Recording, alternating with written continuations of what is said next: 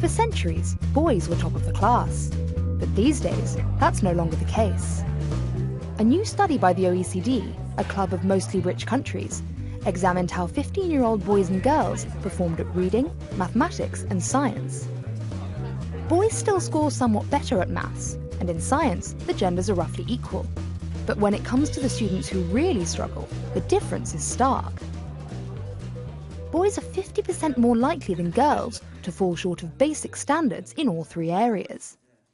Why do girls perform better at school than boys? First, girls read more than boys. Reading proficiency is the basis upon which all other learning is built. When boys don't do well at reading, their performance in other school subjects suffers too. Second, girls dedicate more time to homework.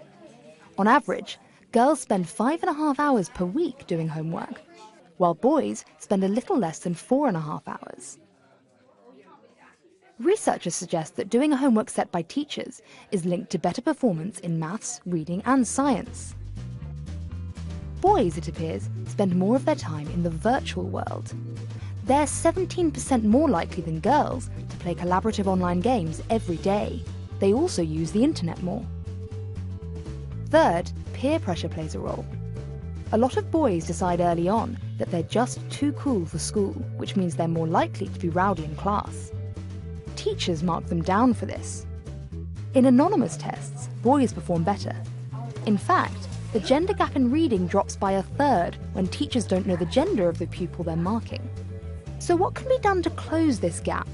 Getting boys to do more homework and cut down on screen time would help. But most of all, abandoning gender stereotypes would benefit all students. Boys in countries with the best schools read much better than girls. And girls in Shanghai excel in mathematics. They outperform boys from anywhere else in the world.